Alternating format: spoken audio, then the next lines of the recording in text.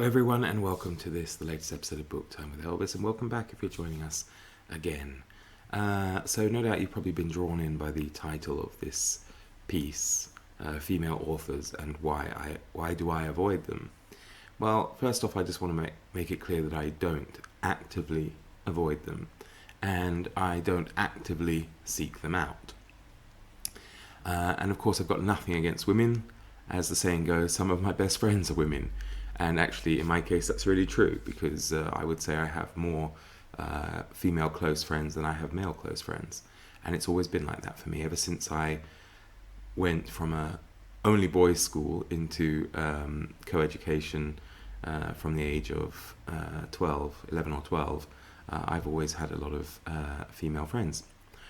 But earlier this week, you may remember I made a video, probably a rather hasty video, on dislikes and one I'd received for my favourite authors, my top 10/15 favourite authors. And one of my subscribers jokingly put in there, I see there's only one woman in the list. And then I'm assuming that dislike came about maybe because of that reason. It could have been a mistake, could have been all other reasons. That's people talk about that in the comments of that video. I'm not going into that. But since then, I can't get it out of my mind. I started thinking, I said to myself, well, come on, Mark, you do read female authors, don't you? I mean, as I say, I don't actively avoid them. Again, I don't actively, as I say, seek them out. I don't really, unless it's an author I really like that attracts me to the book. If it's something new, it's the content of the book that attracts me, how it's written on the back. But I thought to myself, well, I really should look into what the numbers are with regards to my reading and how many of them are female. Because of course women make up just under 50% of the global population, so they should make up a good number of the books out there, and it's not so bad globally. It obviously would vary from country to country, but in the English-speaking world, it's not too bad, as we'll see in a minute. So I thought I'll go through my Goodreads and I'll tally up, some numbers, see how many books I've read this year, how many of those books are written by women. I also look at my short stories as well, and I look at how many books I have by women since 2020 as well, compared to how many books I've added to my to be read list. Sorry, I'm somebody who's not very good with figures, so I will be probably umming and ahhing a bit, although I've got them written down as well. It's almost like reading hieroglyphics for me. So, I'm an English teacher, not a maths teacher. So, looking at this year, so far I've read 56 books, and 6 of them are by female authors, which is just 10.7%. Which isn't good, is it, perhaps? I've read 27 short stories, 11 by women, which has a better percentage at around 41%.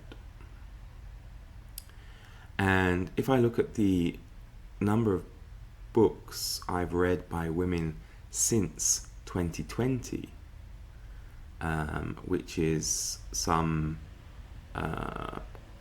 200 and... I didn't actually write the number down, but it's some 200 something books, I think, since 2020. Just about, in low 200s. Only 23 of those books were by female authors, which, is around the 10% mark. And then I went on and looked at my books I want to read that I've added this year. So in 2022 alone, I added some 343 books to my Goodreads TBR, and only 52 of those books are by women. So that's some 15% of all the books I put on my want to read list for 2022 are by women. And the funny thing is, at least as far as I know, none of that was a conscious decision. And I started wondering, how much of it's affected by the genre and personal taste of books that I like to read. Now, a lot of you know I do enjoy books by the dreaded phrase deceased Caucasian males, because I like mid to late Victorian adventure fiction, adventure romances. Early 20th century is the same, and of course it's a period overwhelmingly dominated, and a genre overwhelmingly dominated by men. So, and also in a year where we've had the reading events that I've either hosted or taken part in, hasn't lent itself to reading a wider variety of women, because as I say, the particular events have been dominated by men. For example, August of Adventures. Now I could have, there was no restrictions on that, so I could have gone and read a load of books by female writers, modern books, but I took it as an opportunity to read the books from the period that I really like, and of course all those books were written by men. And it just really got me thinking, how unintentionally I have marginalized women from my reading.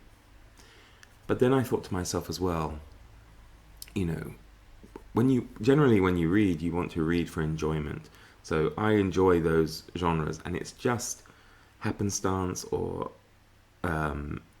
unfortunate circumstances that means those particular genres at that particular time are dominated by male authors. And of course, when you go onto something like Goodreads, which I use quite a lot, and I'm looking at books by, I don't know, let's say Henry Rider Haggard, and then it's like, if you like this book, you might like those books, and naturally the suggestion again goes to another overwhelmingly male authors. So of course I click on those, I look at them, so I gradually build up this list, I think, without necessarily taking much notice of who the author is. Now, I know plenty of people make conscious decisions to diversify their reading, so they actively avoid reading books by certain groups because they want to make sure other groups are well represented, and I do find that admirable. I'm curious though, out of those of you who are watching this, who don't make conscious decisions to diversify your reading, and it's just something that happens naturally or by accident, I am curious as to the percentages of male to female authors that you read, and especially as well with regard to the genres you want to read. I'm sure if I read more romance, then I would probably have read more female authors. It's a genre that does have more female authors in it than male authors. And then I started looking at a few articles online as well to see how bad the situation is, whether this is really reflective of the reading population and publishing and things like that. And it's not, of course. I'm not typical. Probably there are not a huge number of people who like to stick with the eras and types of books that I read, which, as I say, unfortunately do tend to be dominated by men. And I found it very interesting. I saw an article in the Guardian, which I'll give you a couple of excerpts, and it was called How Women Conquered the World of Fiction. And there's a bit in there where they speak to a lady called Hannah Westland. She's a publisher of the literary imprint Serpent's Tail. And she says that she's not always confident that there's a market for fiction written by young men. If a really good novel by a male writer lands on my desk, I do genuinely say to myself, this will be more difficult to publish. She believes that the paths to success are narrower because there are fewer prizes open to men, fewer magazines that will cover male authors, and fewer media figures willing to champion them. So that does suggest to me that in the world of fiction, at least, the tides have changed, and there's certainly a lot more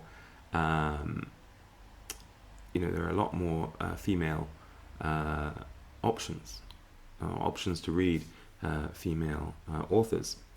And then the article also goes on to say, according to figures obtained from the bookseller, and this is pertaining, I believe, only to the UK, 629 of the 1,000 best-selling fiction titles from 2020 were written by women.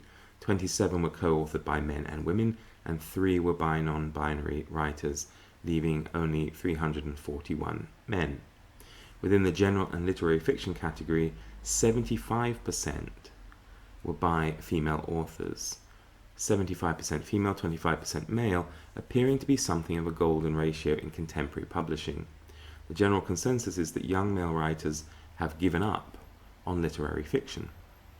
Now, you see, I don't read a huge amount of literary fiction. It's not necessarily something that jumps out at me. So in this case, I'm missing out on increasing the amount of female writers, female authors that I am reading. Now, you could be saying to yourself, well, Mark, that's not an excuse, you should go and read it. But then I do think, why should I? And I had this conversation in another video. Life's short, and I want to read because I enjoy things. So, I'm open-minded, as I've always said this. If you say to me, Mark, you will absolutely love this book, don't care who the author is, I will read it, absolutely. But I don't see why I should have to change from the genres that I like in order to please people. Having said that, though, I do want to make a conscious decision to look at more female authors within the genres that I like. And I think that's something I'm going to do. I love historical fiction. There are plenty of female authors I could be reading for that. And I'm going to, as I say, make the effort to do so. The situation in America, the United States, is a little different. And there I have the total number of authors that are employed in the United States. I guess that means who are signed up to publishing houses. And we can see what percentage of them are female. Well, there are over 7,046 authors currently employed in America, and 50.5% of all authors are women, while 49.5% are men. So women have just the edge there. But as I said, you'll see that gender imbalance in much starker terms when you look at different genre. For example, a higher percentage of female authors in literary fiction and romance, for example, and you will actually see much more male-dominated area if you look at non-fiction, for example. Which is ironic because the majority of the female authors I read that I mentioned in the percentages before were those who wrote non-fiction. So, yeah, it's kind of funny, I suppose. But yeah, the whole thing's interesting, I think. And as I said, definitely events such as August Adventures and actually June on the Range too probably skewed my figures even more for this year. I should have really gone back and counted more years, but there are only so many hours in the day. But while, as I say, I'm not going to actively force myself to read books in genres that I'm not interested in order to increase or to address this imbalance in my reading, I am going to make that conscious effort to read more female authors within the genres that I enjoy. And I hope at least that's all anyone can really ask. And yeah, I'm not getting into other groups and things just yet because, as I say, I never make a decision to read a book whether based on who the author is generally, and it's in my case just turned out to be this way because of what's available.